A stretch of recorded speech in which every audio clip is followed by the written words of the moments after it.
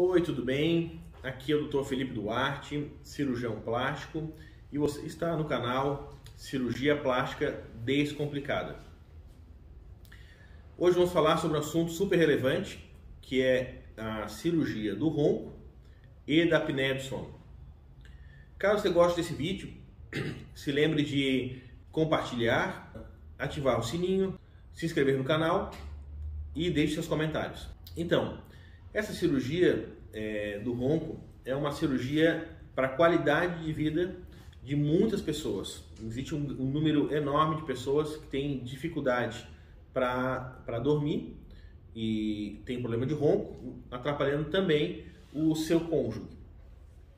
Então, o que pouca gente sabe é que existem três situações e que elas podem se interconectarem, que é o ronco primário, a pessoa só tem o ronco, mas não tem a apneia do sono, o ronco com apneia do sono, e uma terceira situação, que é pouco conhecida, que é a síndrome da hiperresistência das vias aéreas superiores. Então vamos começar falando um pouquinho da apneia do sono. A apneia do sono ela é caracterizada por 5 ou mais apneias ou hipopneias durante 1 hora de sono. Isso é caracterizado durante o exame de polissonografia. O sintoma mais comum do paciente que tem apneia do sono é o ronco, presente em 90% dos casos. Outros sintomas são sonolência diurna, cefaleia, o paciente acordar já com um pouquinho de dor de cabeça, alteração do humor, está sempre mal-humorado, porque sente que nunca descansou, disfunções sexuais e problemas neurológicos e cardiológicos. Como, por exemplo, muitas vezes a hipertensão arterial, ela tem como causa a apneia do sono. Qual que é a fisiopatologia dessa apneia do sono? Ela ocorre principalmente pelo colapso da faringe. A faringe é um tubo que nós temos aqui no nosso pescoço, né? Esse tubo, existe a rinofaringe, que é onde conecta o nosso nariz com a faringe, a orofaringe e a faringe propriamente dita. Esse tubo ele não tem cartilagem nas suas paredes laterais e posteriores, então é um tubo que tem muita facilidade de ser colapsável. Então, durante o nosso sono, quando a gente deita, pela própria gravidade, então a gravidade vai vir por cima, vai haver um colapso da faringe e a queda da base da língua comprimindo a faringe. Então ali acontece o ronco e a apneia do sono, ou seja, não tem a passagem do ar em função desse tipo de problema. E quais problemas anatômicos que podem causar essa apneia do sono? Inicialmente a gente pode avaliar anatomicamente em 4 pontos de obstrução respiratória das vias aéreas superiores. O nariz, né, que a gente pode já ter um problema ali de desvio do septo, que pode ser corrigido, hipertrofia dos cornetos, e também as válvulas nasais, mal funcionantes, como a válvula externa e a válvula interna. Depois, mais abaixo, a gente vai ter aqui a região da úvula e do palato mole, né, onde pode ter um crescimento excessivo desse palato, dessa mucosa do palato, ou crescimento excessivo da úvula, ou amígdalas grandes. Isso faz com que nessa região tenha uma obstrução. Em terceiro lugar, essa região do mento, onde a gente tem um mento muito pequeno ou muito retroposicionado, né, uma retrognatia, em que isso causa um mau posicionamento da língua, ela fica posicionada mais posterior, fazendo que tenha obstrução da base da língua lá na orofaringe. E um quarto ponto de obstrução aqui no nosso pescoço, no ocioide, em que ele também, se ele não tiver uma certa estabilidade, ele pode fazer com que ele tenha uma queda do ocioide e tenha também uma obstrução ali da região da nossa faringe. E o que é mais conhecido é a apneia do sono e o ronco. E o que seria essa síndrome da resistência das vias aéreas superiores? Que ela é pouco conhecida. Essa é uma situação em que o sintoma principal não é o ronco, então ele praticamente não ronca, mas ele tem no exame de polissonografia fragmentações do sono sem apneia, quer dizer, esse sono ele é interrompido algumas vezes. E por que ele é interrompido? Porque o paciente ele precisa de uma pressão maior do fluxo de ar para respirar, e quando falta essa pressão de fluxo de ar, ele tem que dar uma pequena despertada para aumentar esse fluxo, essa pressão do fluxo de ar, e fazendo com que ele tenha vários despertares, mesmo que ele não tenha crise de apneia ou hipopneia. E os sintomas principais, aí não se encaixa o ronco, desculpa, mas sim o paciente ter sonolência diurna, passar o dia todo cansado, vontade de dormir, o paciente ter mialgia, dores no corpo, enxaqueca, fadiga, né, sempre cansaço, são sintomas mais vagos. E o padrão ouro para diagnosticar essa situação seria a medida da pressão esofágica, né, que consegue fazer daí um diagnóstico mais preciso desse tipo de problema. E quais são os tratamentos mais indicados aqui no Brasil, né? A maioria dos tratamentos indicados não são os cirúrgicos, porque poucos profissionais que oferecem esse tratamento, são poucos conhecidos, né? Muita gente já perguntou, eu nem sabia que tinha cirurgia para isso. Então, a grande maioria é indicado em clínicas de fisioterapia ou de pneumologia, que são os tratamentos para a apneia do sono, né? Com aparelhos que vão liberar uma pressão positiva nas vias aéreas. Pode ser o CPAP, o APAP, o RIPAP, né? Que são aparelhos que vão jogar uma pressão positiva para que durante o sono tu consiga ter uma melhor respiração e não tenha esse problema de apneia do sono.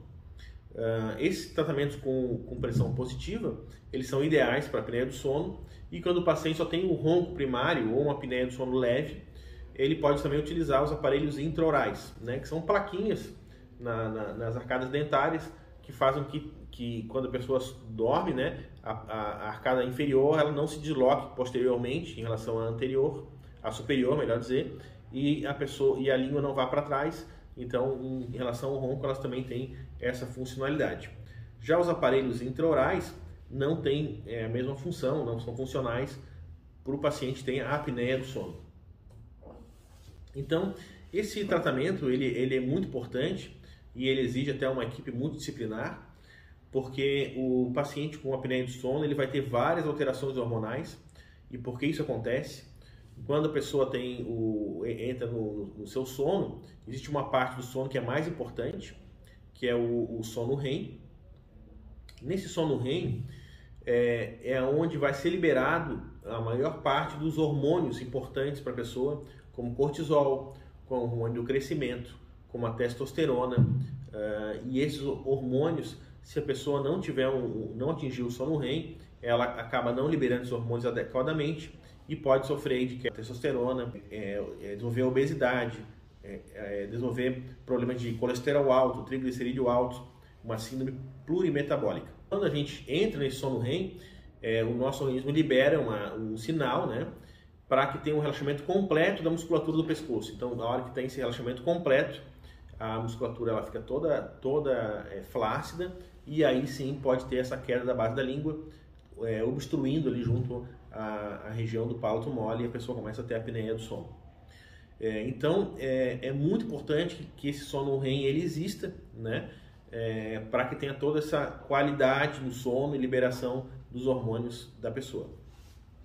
Também é muito importante no paciente que tem problema de apneia do sono, é saber que todo tipo de medicação que ele vai utilizar tem que ser medicações específicas. Por exemplo, se ele tem hipertensão arterial, existem medicações específicas que podem ser utilizadas e outras não, outras podem piorar a apneia do sono. Se ele vai usar um remédio para dormir, se usar, por exemplo, benzodiazepínicos, isso vai ser prejudicial, vai piorar ainda mais essa apneia do sono.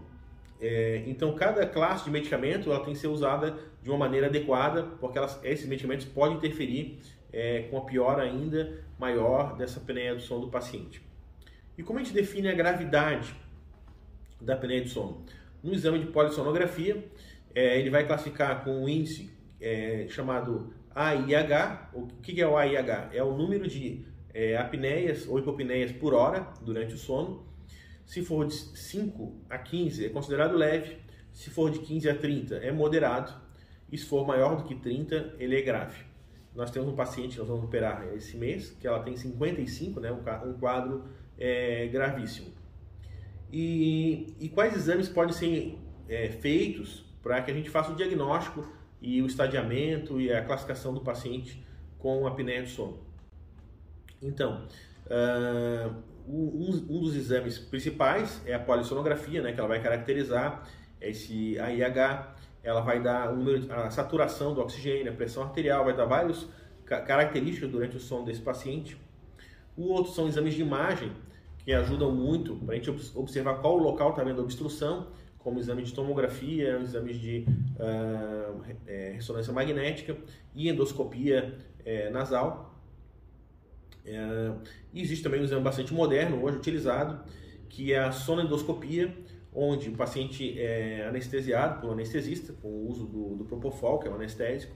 Ele coloca uma dose e utilizado também um aparelho de leitura cerebral, né, chamado Conox, e tu coloca no índice do sono do paciente, como se estivesse dormindo. Isso vai mimetizar o sono dele normal, e aí tu vai conseguir observar durante aquele momento, com um exame endoscópico, qual é o local que tem a maior obstrução que está causando essa apneia do sono. E a gente sabendo os pontos de obstrução, a gente consegue atuar com mais precisão na cirurgia. Então, as cirurgias mais indicadas, né, hoje eu vejo que é muito importante a gente ter uma noção global de todos os procedimentos cirúrgicos, porque é dito pela literatura que uma das maiores falhas das cirurgias do ronco é a pessoa atuar apenas em um ponto, um ponto anatômico, enquanto o paciente normalmente tem mais de um problema. Então, atuar em mais regiões é o grande segredo para um bom resultado na cirurgia do ronco e da apneia do sono. Uma das cirurgias mais conhecidas, que é a uvulopaltoplastia, né? Ela pode ser feita da maneira tradicional, que existe uma incisão, um corte aqui na região do palato mole, é feito um descolamento, dado pontos. Hoje teve uma grande evolução com uma técnica trazida dos Estados Unidos, que é a LAUP. O que é a LAUP? É a uvulopaltoplastia junto com a utilização do laser, né? Assistida por laser. E o laser faz com que essa ressecção não tenha que fazer pontos, e também o laser propicia uma cicatrização mais fisiológica, de melhor qualidade, em que o paciente consegue uma recuperação muito melhor, e isso também pode ser feito inclusive de maneira ambulatorial, não precisando ser entubado, não ser internado em hospital. Esse tratamento da uvulopaltoplastia, ele tem melhores resultados naqueles pacientes em que ele tem uma região úvulo-palatal normal. Então existe uma classificação chamada de Mallampati, em que a gente consegue ver a abertura da boca, o quanto a gente consegue ver lá no fundo da garganta, a úvula, a faringe posterior, as amígdalas, né? Então quanto mais a gente consegue ver, maior chance tem essa cirurgia de ter bom resultado. E quanto menos a gente consegue ver, menor a chance de ter um bom resultado.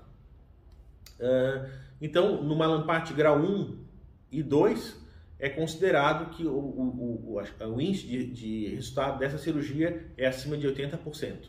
Já no Mallampati maiores, o índice de resolução é menor.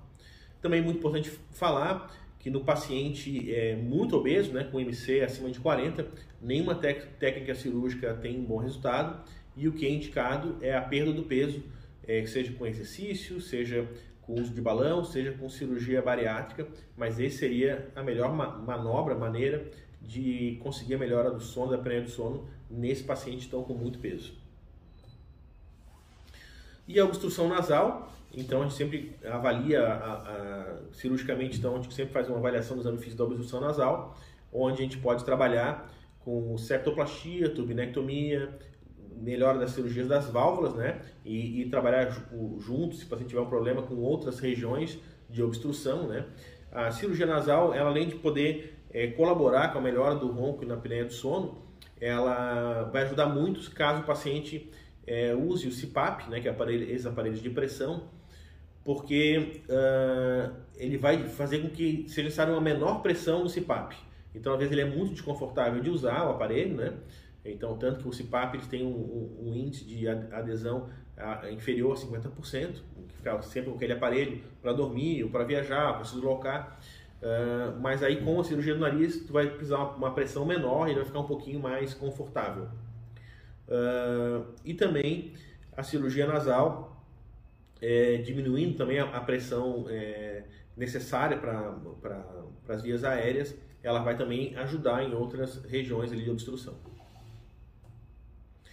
Outra técnica utilizada, outra tecnologia é a radiofrequência, que é uma tecnologia muito interessante, porque é um tratamento minimamente invasivo. Ele vai atuar também na região do úvulo pálato, só que não vai fazer nenhum corte, né? Ela apenas vai fazer, com uma agulhinha, ela vai fazer pontos de pequenas retrações da mucosa, fazendo com que tenha uma retração dessa mucosa e aumente o tamanho ali da nossa orofaringe. O ideal para esses pacientes de uso de radiofrequência são pacientes que não têm apneia do sono, né, não apneicos, não obesos e que não tenham grandes deformidades faciais. Muito bom paciente também com úvula longa, que tem apneias leves e com leve sobrepeso. Outros métodos, né, que a gente tem utilizado bastante são a mentoplastia. Então a gente observou que cirurgias em que o paciente tem um queixo pequeno ou uma retrognatia, isso faz com que a língua fique mal posicionada posteriormente, né? A gente consegue fazer uma cirurgia bem simples, que dá de fazer de maneira até também ambulatorial, que é a mentoplastia, onde a gente faz ou por dentro da boca ou com um pequeno cortezinho aqui na região abaixo do queixo. A gente faz um cortezinho no osso, né? Isso não mexe na arcada dentária, faz uma tração dessa peça óssea, colocando placas e parafusos, e essa tração, para o caso de ronco e apneia, é necessário que seja maior do que 1 centímetro, e essa tração ela traciona o músculo genioide, fazendo que tenha um melhor posicionamento ali da língua. Então a gente tem feito alguns casos assim, e com uma melhora muito grande, né, do ronco e apneia do sono dos pacientes. Outra técnica bastante interessante, que também é bem recente, que foi descoberta que em alguns pacientes em que é feito lifting facial e é feita a cervicoplastia estruturada, ou seja, na cirurgia de lifting facial para estética, se trabalha um plano aqui mais profundo do pescoço, tirando ali a gordura primeiro com a lipoaspiração, depois tirando uma gordura abaixo da musculatura, que é a gordura subplatismal. Depois é feita uma sutura do músculo platisma e também do músculo digástrico, fazendo que a gente consiga elevar e estabilizar o ocioide. E observou-se nesses pacientes melhora do ronco, também com uma cirurgia inicialmente com objetivo até estético. Sem querer se observou melhoras também da parte do ronco. Então hoje a gente tem observado os pacientes e temos tentado fazer um tratamento mais global, atuando em nariz, atuando na região palatal, atuando quando necessário aqui com a mentoplastia e com a cervicoplastia, para ter um resultado quase sempre mais exitoso nas cirurgias. E quando o caso é muito grave, ou quando todos esses tratamentos falham, aí a gente abre mão da cirurgia ortognática, né? Que é uma cirurgia um pouquinho mais agressiva, em que a gente faz a tração da mandíbula e a região aqui da maxila. E ela faz toda uma abertura da região da faringe. Mas aí essa cirurgia é colocada como uma última opção nesses casos mais graves ou refratários no ronco-apneia. Muito obrigado. Para quem gostou do vídeo, não deixe de compartilhar, assinar o canal e deixe seus comentários.